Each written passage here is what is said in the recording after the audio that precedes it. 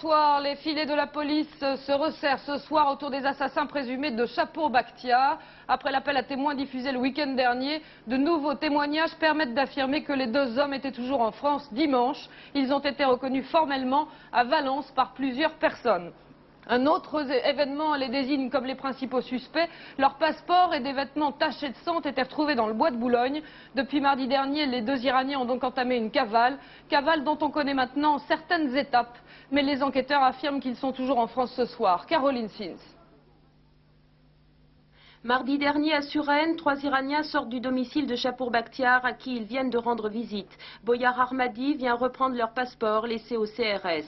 Le soir même, une prostituée retrouve leurs vêtements tachés de sang et des morceaux de passeports iraniens dans le bois de Boulogne.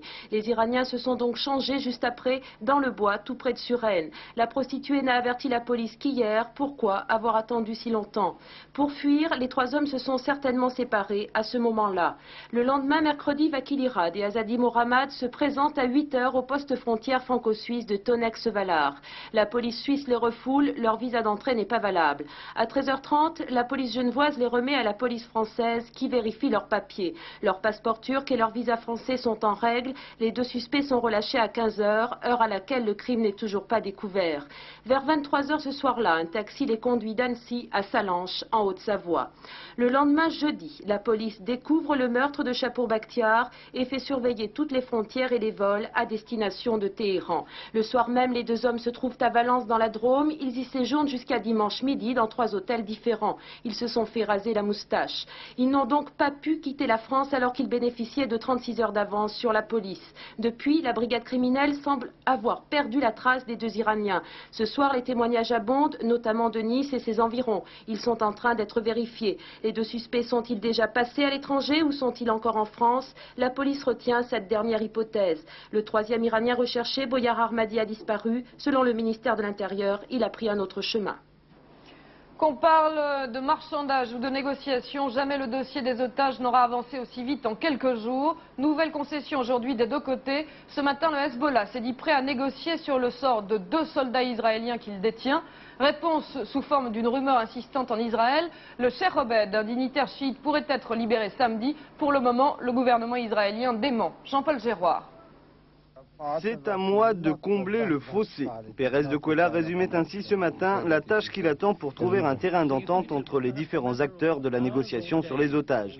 Et le secrétaire général de l'ONU d'ajouter « Ce qui les sépare, ce n'est pas un océan, mais un fleuve ». De toute évidence, les passerelles s'abaissent lentement. Israël s'est dit prêt à faire tout son possible pour aider Pérez de Cuellar, tout son possible, mais sans abandonner son exigence d'obtenir des signes de vie de 7 de ses soldats disparus au Liban. L'État hébreu fait de ces signes le préalable à tout processus d'échange, otages occidentaux et soldats israéliens d'un côté, prisonniers libanais et palestiniens détenus par Israël de l'autre. À défaut de signes de vie, les intégristes libanais du Hezbollah ont donné des nouvelles de vie et de mort dans les colonnes du quotidien The Times. Nous détenons 2 prisonniers israéliens, un 3e est entre les mains de l'OLP, les 4 autres sont morts, mais des organisations palestiniennes ont conservé leurs cadavres. Confirmation partielle cet après-midi, un groupe palestinien s'est dit prêt à négocier la restitution de la dépouille d'un soldat israélien. Ce ne sont que des informations, pas les preuves qu'Israël attend. Or, sans preuve, Israël ne fera pas le geste de bonne volonté qu'on lui demande de toutes parts. Une première libération de quelques prisonniers arabes, en particulier celle du Cheikh Obeid, un leader intégriste détenu en Israël depuis 2 ans. Cet après-midi, l'État hébreu a démenti les informations iraniennes selon lesquelles le Cheikh Obeid pourrait être libéré en fin de semaine. Malgré cela, les négociateurs sont raisonnablement optimistes sur le sort des otages américains et britanniques. Il en va autrement ce soir pour les 2 otages allemands. Selon l'ambassadeur iranien en Allemagne, ils sont aux mains de la famille des frères Ahmadé, 2 terroristes emprisonnés en Allemagne. Jusqu'à présent, les autorités allemandes ont toujours refusé de gracier ces 2 terroristes. Et 2 réactions importantes sur ce dossier aujourd'hui, celle des États-Unis d'abord. Les Américains espèrent une libération immédiate et sans condition de tous les otages. À Londres, même attitude. La Grande-Bretagne refuse tout marchandage sur les otages. Il ne reste plus qu'une poignée d'Albanais dans le stade italien de Bari, une poignée d'irréductibles, comme on les appelle là-bas, qui refusent toujours de repartir dans leur pays. Les autres ont accepté de repartir, de troquer leur rêve de liberté contre quelques cadeaux qui paraissent bien dérisoires. Morad Aïtabouche. Torse nu ou en slip, ces Albanais, incorruptibles hier, vont finalement se laisser séduire. Pour une chemise, une paire de jeans, des chaussures, de la nourriture et en prime un billet de 50 000 lires, soit 250 francs, l'équivalent de plusieurs mois de salaire en Albanie, la plupart des réfugiés ont abandonné leur rêve italien. Reste un dernier carré d'irréductibles, déterminés à ne jamais revenir en Albanie, à ne pas céder. Où nous voulons aller ? En Espagne, en France, en Allemagne. En Albanie, non. Sur le quai, Vincenzo Parisi, le chef de la police italienne, continue les négociations avec les Albanais. Palabre difficile, mais Vincenzo Parisi reste optimiste. En revanche, il s'est déclaré très inquiet de la situation sanitaire. Les risques d'épidémie sont importants. Dans le stade où des dizaines de réfugiés se sont retranchés il y a déjà 5 jours, l'odeur est devenue insoutenable. Les services de santé ont d'ores et déjà tiré la sonnette d'alarme. Le président italien Francesco Cossiga a effectué une visite éclair en Albanie. Cet après-midi à Tirana, il a rencontré son homologue Ramiz Alia pour tenter de trouver une solution rapide à cette crise. L'Italie, la France et la CE ont débloqué ces derniers jours des aides alimentaires ou financières d'urgence pour l'Albanie, justement. Reste que depuis le début de l'année, du Kurdistan au Bangladesh, la nécessité d'une intervention est devenue très importante. Comment sont gérés ces fonds et jusqu'où un pays comme la France peut-il aller dans l'aide humanitaire? Réponse avec Philippe Visserias et Arnaud Mansir. Les réfugiés albanais auront frôlé le rêve occidental. De retour forcé dans leur pays, ils retombent dans une réalité de plus en plus difficile. L'économie est obsolète, l'agriculture n'arrive même plus à satisfaire les besoins de la population. Face à cette tragédie, la communauté européenne se mobilise et prend des mesures d'urgence. 50 000 tonnes de blé vont être acheminées à Tirana dans les prochains jours. La CE va aussi débloquer 14 millions de francs pour acheter de la nourriture et des médicaments. Cette aide communautaire s'ajoute aux initiatives de chaque pays de la communauté européenne. La France, par exemple, vient de convoyer 400 tonnes de nourriture. L'Albanie, le Bangladesh, le Soudan, mais surtout le Kurdistan, jamais l'aide humanitaire internationale n'aura autant été sollicitée que cette année. Le problème, c'est pas ces milliers de tonnes, bien sûr que le monde est capable de mobiliser. C'est le problème de savoir comment les faire parvenir à ceux qui meurent.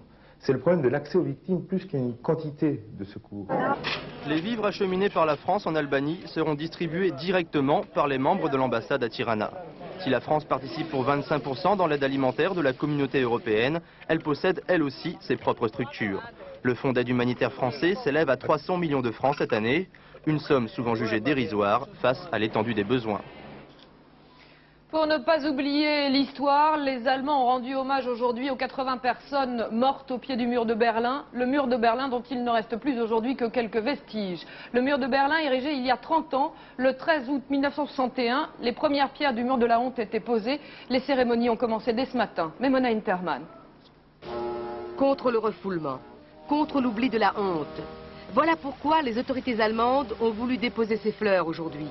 Elles rappellent qu'ici même, le 17 août 1962, un jeune homme, Peter Fechter, était tombé sous les balles de la police est-allemande. Après lui, 80 autres fuyards ont été tués aux alentours de Berlin. Le maire de la ville, Eberhard Diepgen, a appelé aujourd'hui ses compatriotes, je le cite, à rétablir l'unité intérieure du pays et à aller les uns vers les autres. L'histoire du mur commence dans la nuit du 12 août 1961. Le 13 au matin, des Berlinois tentent de s'enfuir en sautant des fenêtres. Cette image fait le tour du monde. Celle de ce soldat. Il franchit les barbelés, jette son fusil, il est libre. Pour les autres, il faudra attendre. Attendre un soir du 9 novembre 1989. Ce soir-là, tout le monde est surpris, y compris les gouvernements. Depuis, le mur a été démantelé. Il en reste 4 km sur 135.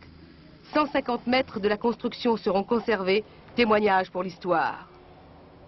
Aujourd'hui, l'Allemagne est à nouveau unie. Mais le mur ne s'est toujours pas écroulé dans les esprits à l'Est et à l'Ouest. Et l'Europe risque d'en payer le prix longtemps encore. Retour en France où le feuilleton social de l'été se termine bien. Les salariés de Sud-Marine ont accepté il y a un peu plus d'une heure le plan de reprise de l'entreprise Brizard. Brizard qui gardera sur le site les 2 tiers des salariés. Jean-Marc Pitt. Sud-Marine ne disparaîtra pas. Ces salariés ont accepté à une forte majorité le plan de reprise de leur société par le groupe Brizard. Il comprend notamment 116 licenciements et 95 départs en pré-retraite. Mais Brizard s'est également engagé à garder 674 des 954 employés et à reclasser au sein de son groupe une centaine d'autres. Les salariés ont obtenu par ailleurs des garanties sur la poursuite des contrats en cours, notamment pour les éléments destinés à la plateforme pétrolière du groupe norvégien Statoil. Le résultat du vote de cet après-midi va permettre au tribunal de Marseille de statuer sur la reprise de l'activité de Sud-Marine après de multiples reports. Le liquidateur judiciaire pourrait également s'abstenir d'envoyer aux salariés de l'entreprise leur lettre de licenciement. Pour les syndicats, il s'agit là d'une véritable victoire. Le gouvernement avait inscrit délibérément aux abonnés absents Sud-Marine. Il s'agissait de liquider pour Sud-Marine pour mieux déstabiliser la façade méditerranéenne. Il pensait qu'il trouverait une résignation, il a rencontré la lutte, il estimait qu'il n'y aurait pas de repreneur qui se présenterait, il y en a eu. Cette issue heureuse prend aux yeux de la région l'aspect d'un formidable retournement de situation. Le 29 juillet dernier, la mise en liquidation judiciaire avait été décidée faute de repreneurs. C'était en tout, avec la sous-traitance, près de 4000 emplois qui étaient menacés. Ce soir à Marseille, la réparation navale peut à nouveau espérer. Sud-Marine, justement, et plus globalement le dossier social, c'est le cheval de bataille du Parti communiste pour la rentrée. Le PC qui menace à nouveau le gouvernement Cresson. Cette fois, c'est Jean-Claude Guessot qui monte au créneau. Deuxième attaque en règle au cœur de l'été. Michel Lemerle, Marie-Hélène Roqueton. Pas question de trêve estivale pour le Parti communiste. Il secoue une vie politique un peu assoupie. En haussant sensiblement le ton à l'égard du gouvernement Cresson, il avait à l'origine apprécié sa politique de manière plutôt bienveillante. Il faut changer de politique dans ce pays. Mais pour changer de politique, il faut que le mouvement populaire pèse plus fort. Il faut modifier le rapport des forces dans ce pays, sinon il n'y aura pas de changement de politique. La preuve. On a changé de gouvernement et on n'a pas changé de politique.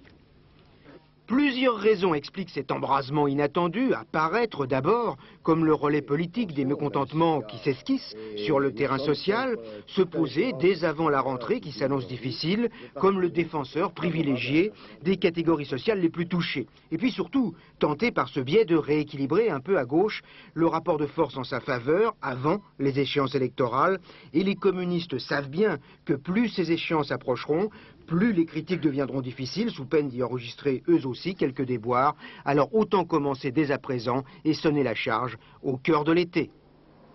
Il en avait fait son fleuron, mais Bernard Tapie lâche une partie d'Adidas. L'homme d'affaires marseillais a augmenté le capital de l'entreprise et cédé 45% des parts du groupe. Il reste majoritaire, pour le moment au moins. Agnès Molinier. Bernard Tapie est entré dans la chaussure de sport à grand bruit. C'était il y a un an, le 15 juillet 90, en pleine Coupe du Monde de football. Bernard Tapie achète Adidas pour 1,6 milliard de francs. Pour cela, il s'endette auprès des banques et prévoit en plus de vendre certaines de ses sociétés comme Testu ou Terraillon. Or, un an après, les acquéreurs ne se bousculent pas et la dette arrive à échéance. Pour l'éponger, Bernard Tapie vient de décider d'augmenter son capital et d'en céder 45%. Parmi les investisseurs qui entrent en force, il y a Pentland, un groupe britannique, déjà actionnaire de Reebok, donc un spécialiste du sport. Même si Tapie reste majoritaire, il semble vouloir s'appuyer sur des partenaires solides. De là à dire qu'il prépare sa sortie d'Adidas, il n'y a qu'un pas que certains franchissent, depuis qu'il a dit vouloir se consacrer à la politique. Il doit annoncer en septembre s'il se présente ou non au régional à Marseille. Coup de filet surprise à la prison de Nice. La brigade des stupéfiants a investi la maison d'arrêt hier sans prévenir les gardiens. Résultat, 62 doses d'héroïne ont été saisies dans les cellules, 18 détenus ont été interpellés. Ce n'est pas un hasard, la plupart d'entre eux étaient déjà emprisonnés pour trafic de drogue. Reportage de la 3 à Nice, Yannick Aroussi. Fait rarissime, une saisie de drogue dans un établissement pénitentiaire. Une véritable opération coup de poing menée par la police judiciaire niçoise, intervenue très tôt hier matin afin de surprendre les détenus. Au total, 62 doses d'héroïne, du matériel de coupage et du hashish ont été saisis. 18 détenus ont été interpellés, 9 sont susceptibles d'être inculpés. Parmi eux, le chef présumé de l'organisation qui purge une peine de 10 ans pour trafic de drogue. Un véritable réseau à l'intérieur de la prison, parfaitement organisé et qui impose sa loi. C'est à la source de beaucoup de problèmes à l'intérieur de la prison. Je crois que c'est quelque chose qui vicie complètement l'atmosphère. Donc il est sûr que si on arrive à, je ne dis pas à anéantir complètement, parce que je ne crois pas que ce sera possible, mais au moins à amenuiser ce trafic, je pense qu'une bonne partie de nos problèmes vont s'estomper. Reste aujourd'hui à déterminer comment la drogue a pu entrer. Par le biais de parloirs insuffisamment surveillés, par des complicités au sein du personnel. 3 gardiens ont été interpellés cette année pour des affaires de drogue. Des affaires qui contribuent un petit peu plus à ternir l'image de Nice et sa prison. C'est vraiment la lie de la pénitentiaire, excusez-moi l'expression. Nous sommes vraiment l'établissement cul-de-sac. Je crois que quand on cite Nice, automatiquement on a un rictus de ricanement, donc ça veut bien dire quelque chose. L'opération de police d'hier matin est un pas positif, mais certainement pas suffisant pour stopper les divers trafics au sein de l'établissement. En revanche, on attend avec impatience la construction de la toute nouvelle prison de Grasse afin de déstructurer et diminuer la population carcérale niçoise. Alerte sur les autoroutes. Pendant les vacances, les bandits de grand chemin du XXe siècle s'attaquent de plus en plus souvent aux estivants. Dernières agressions en date en Espagne et dans le sud-ouest de la France. Reportage de la 3 à Toulouse. Denis Adam de Villiers et Jean-Claude Cassan. Coup dur pour l'insécurité sur les routes des vacances en direction de l'Espagne. Le coup de filet de la police espagnole, qui a appréhendé 8 personnes d'origine péruvienne, spécialistes dans l'attaque des touristes étrangers, a marqué le premier point dans la lutte contre la délinquance sur les autoroutes ibériques. Depuis le début de l'année, le gang avait effectué près de 1200 vols parfaitement organisés. Les agresseurs obligeaient leurs victimes à se garer en prétextant une avarie de véhicule avant de les dévaliser. Une méthode efficace et qui, hélas, a déjà fait école. Ces Péruviens ont fait des émules, ils ont de nombreux imitateurs, et parfois ces imitateurs ne sont pas aussi habiles qu'eux, et il peut y avoir parfois quelques vols avec des agressions. Les vols sont en très nette augmentation en Catalogne, les vols sur route et autoroute. Par exemple, pour la première semaine d'août, en 8 jours, on a relevé 23 cas, alors que pour tout le mois d'août 90, on n'en avait eu que 20. Dernier fait divers en date, celui d'un couple de Français près de Tarragone. Cette fois-ci, la méthode a été différente. Les agresseurs ont tué à bout portant leurs victimes avant de les dévaliser. S'il y a bien sûr une recrudescence des agressions, pour les touristes, pas de raison de s'inquiéter ou de sombrer dans la psychose. C'est dangereux en Espagne, c'est dangereux en France, mais c'est dangereux à peu près partout, à partir du moment où on se déplace. Sauf bien sûr si on reste chez soi. Je crois qu'il n'y a vraiment pas de raison de s'inquiéter. Il y a bien sûr quelques agressions, mais il ne faut pas généraliser. Il n'y a pas de quoi faire peur aux gens de venir en Espagne.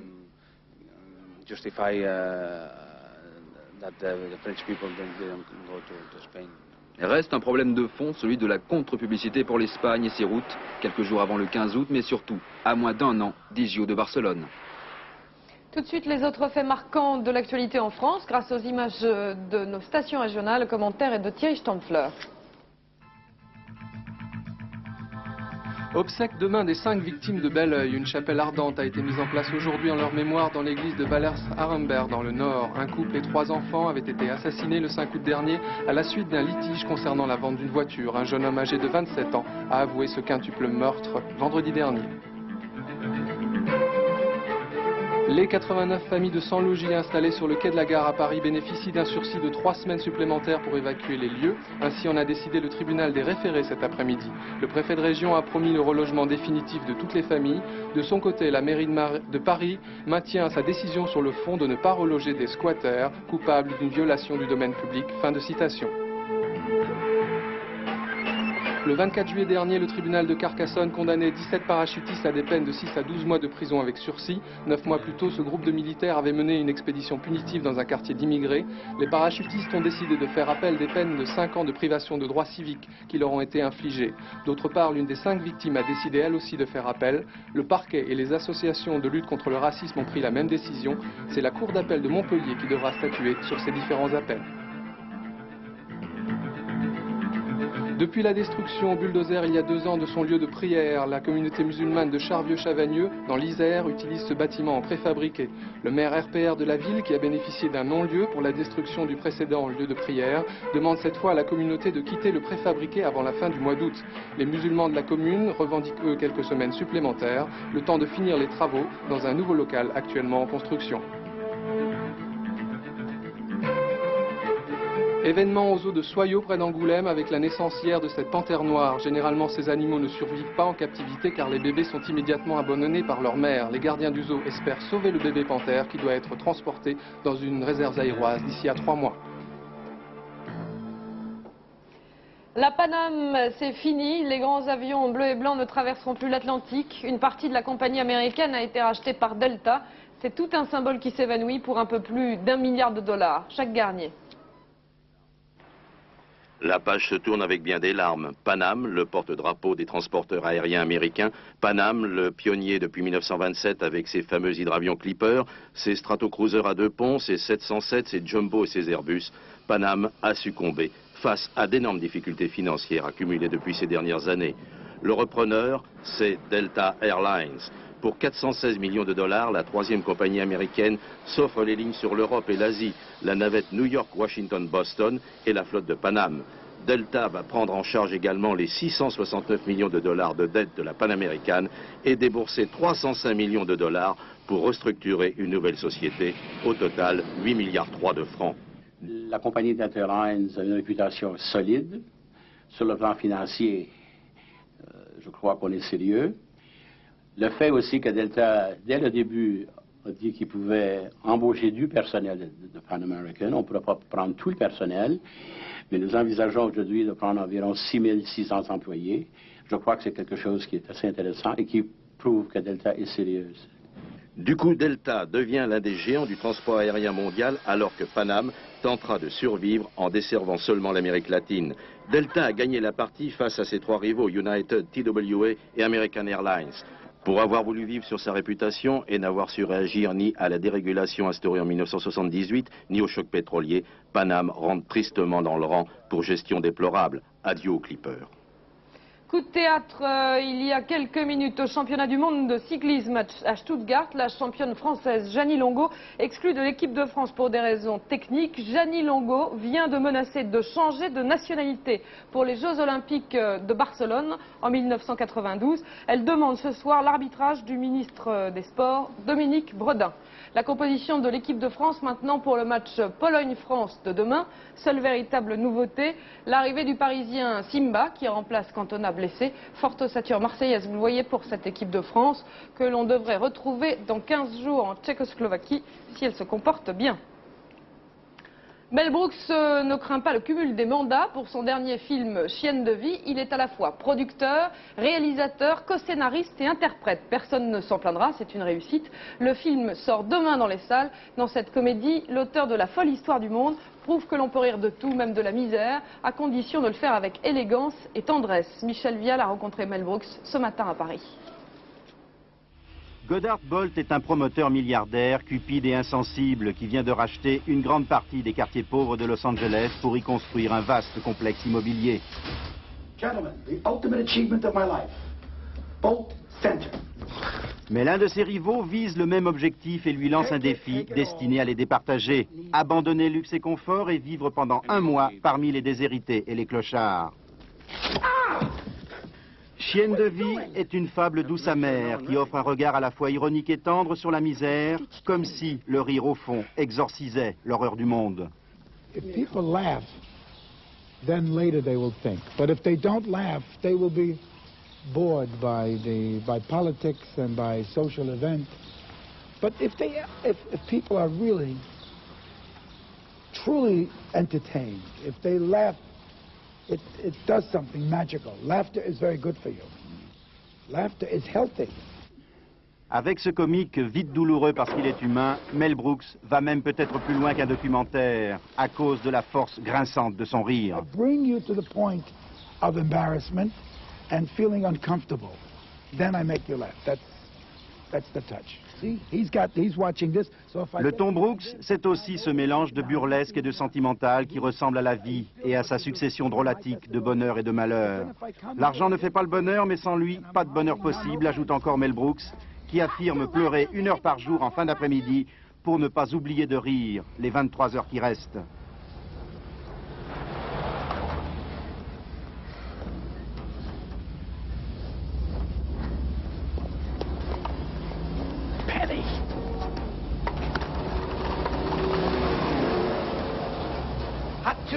ziggity bing bong boom, hot two. Hot two, ziggity bing bong boom, hot two. Hot two, ziggity bing bong boom, hot two. Hot two, ziggity bing bong boom, hot two. Hot two, ziggity bing bong boom, hot two. Hot two, ziggity bing bong boom. Pour terminer plus sérieusement, les résultats du tiercé quarté-quinté qui se courait aujourd'hui. Pour le tiercé, il fallait jouer le 3, le 7, le 8, qui rapporte dans l'ordre, vous voyez, 675 francs. Dans un ordre différent, 135 francs. Le quarté plus, il fallait jouer le 3, le 7, le 8 et l'As, qui rapporte dans l'ordre 11 488 francs. Dans un ordre différent, 1436 francs. Quintet plus, 3, 7, 8, As, 9, qui rapporte dans l'ordre 174 329 francs. Dans un ordre différent, 3 424 francs. Voilà, fin de cette édition. Dans quelques secondes, la météo complète de Michel Touré avec du soleil sur presque toute la France. Votre prochain rendez-vous avec l'information, soir 3 à 22h07 très précisément. Soir 3 présenté par Richard Tripot. À demain 19h, bonsoir.